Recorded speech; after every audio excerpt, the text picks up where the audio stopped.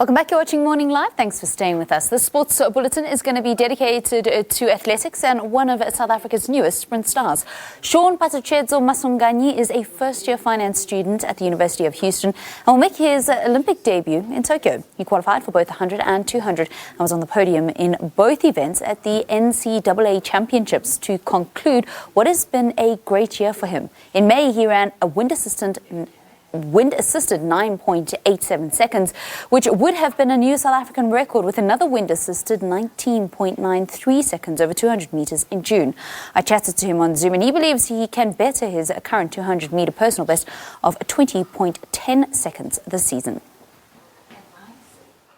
Legally, I'd say the 987 right now, this current season, I'm not so close, but I know I'm within the sub-10 range. I know I'm capable of running sub-10. I ran 10:04 with literally no wind in the race. So I just know that within the right conditions, with good weather, especially like the weather's really been a huge problem because it's either too cold or too windy, especially in Eugene. But especially the 200, the 1993, I know I can. That one I know for sure. I'm in range, and I'm actually fit enough for that. I just need to execute. But with the 100. It's a little bit of a shaky one because the 100, I'm still trying to work on the technical parts and executing even under like good weather. But I think I'm in a good place right now.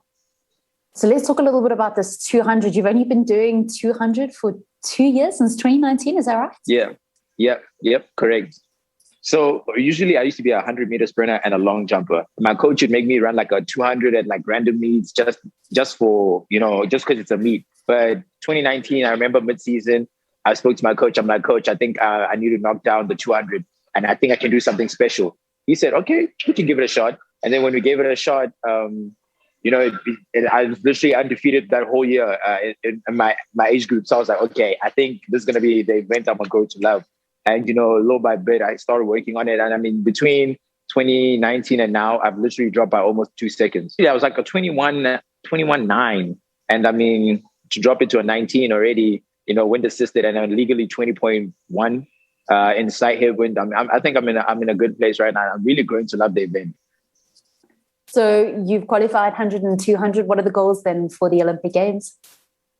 The Olympic Games, I'd say for the most part, my goals for the season already have been reached, most of them. But I'm going into the Olympic Games with no real pressure because I don't want to put too much pressure on myself because it's a big stage. It's something I'm not really used to. And a big part in the Olympic Games is really experience. You need a lot of championship experience. And, I'm still learning that, you can be fast.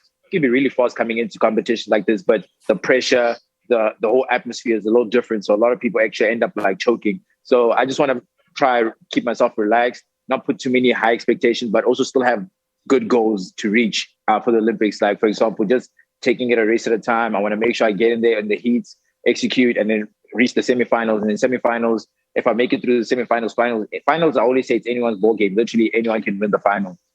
Yeah. How much of that big match temperament and that ability to approach the race has actually come from your 9-time Olympic medal winning coach, Carl Lewis? Carl always tells me before a meet, he's like, listen, you've done everything you needed to get done. So the point of being nervous is there's no point of being nervous for competitions like that because you've already prepared. So all you need to do is make sure that you're less nervous than what you are simply just by thinking. Just think about it that, you're already prepared. You've ran fast times already. You just come in with the confidence and make sure that you execute the little things that pretty much he taught us. And then literally it's anyone's game. That track, Hayward Park in Oregon, 20.1, that was in Oregon, right? Oregon, yeah. So, I mean, that was at the same track where they were having the US Olympic trials where we've just seen absolutely incredible times. Yeah. Is there something special about that track? Yeah, I always say there's Hayward. They call it Hayward Field magic. But even then, it's crazy because when we had the NCAA competition, it was really cold. It was literally like 10 degrees, 9 degrees, and that's really cold. So, a week later, the Olympic trials came for the US and the temperature was literally like 29, 30 degrees. On top of that, it's a good track. It's a good facility. So they had everything, perfect for them. And then I was kind of bummed out at the fact that obviously, I didn't have good weather. It was literally raining for me in my prelims. for both the 100 and the 200. But I was like, I can't let that get me down because this is a championship, so I need to execute. You obviously followed the US trials really closely. I was quite impressed to see that with 100 meters, our national record would have placed fourth in the 100. I was crazy. I was actually talking to my friend about that. I was like, 4 people ran our national record in an Olympic trials. I was like, that kind of also opened my mind competitively because because for the most part, growing into track, I was like thinking 989 is a lot deep. Like it's very deep. And, for me, it seemed quite like far of reach. But once I started running, I ran the wind assisted time. And I always noticed that a lot of people actually in history, the top sprinters that ran wind assisted time, they actually ended up running those times legally. Like I remember Asafa Powell, he also had a wind assisted 970. He ended up running that. Johan Blake ran 969. Tyson Gale was actually a big one because I remember he had a 4.2 hit tailwind and he went 968. And then he came back a year later, ran 969 legally, a second fastest time all time. So, it makes you believe once you do it once, your body knows that, okay, this is what I need to do. So I know exactly what I need to work on coming into next season.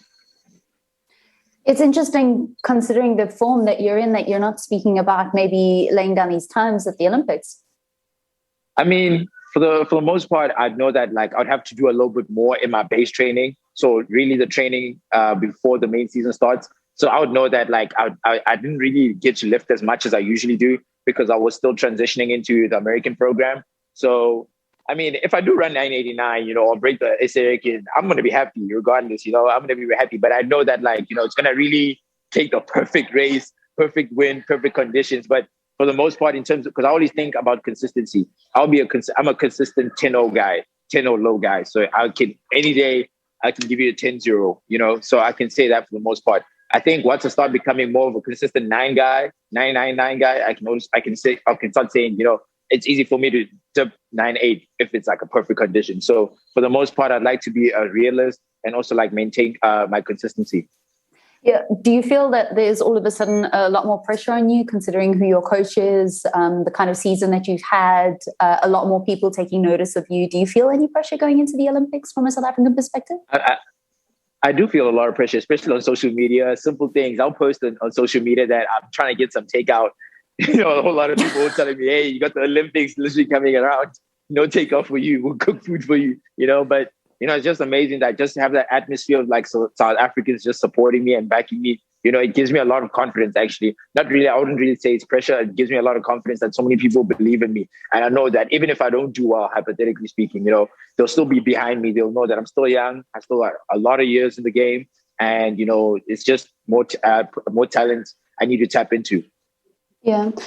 Being in the United States, is there that sense that the country wants to regain that title of track and field kings and queens? They do. They really do. They really do. You even feel it as even in the NCAA, you'd see that like all the US guys get more support. I mean, I'll still get like support and everything, but like if you look at the YouTube comments, people going back and forth, it's literally USA versus the world. They always go into that mentality, like whichever sport, it's USA versus the world. And, just being in that mindset though, like that space, it kind of gives you a competitive mindset though, because like I always want to be better because I know if I'm better than US guys, I'm one of the best in the world. That's what I always think going into a competition. So to be in that conversation of like one of the best in the world, I think my 200 meter time right now is 10th in the world. Just to be going into like the Olympic Games so close and I'm top 10 in the world is literally a privilege, and I'm grateful for it. But I know that there's still more to work on, and there's more potential to tap into.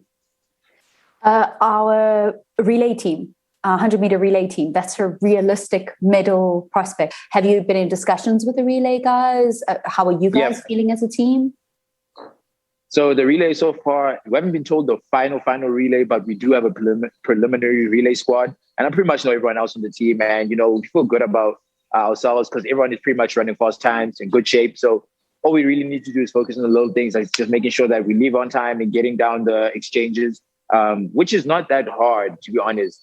It's just the fact that the pressure is what makes it like separates like the good guys from the great guys, So, but I feel like I've had a lot of relays under me, especially in Houston, because we ran a lot of relay meets. So I really got to practice the exchanges and everything. But I think I don't even know which leg I'm actually going to run because I was speaking to coach, the actual relay coach for the team, and Coach Donnie.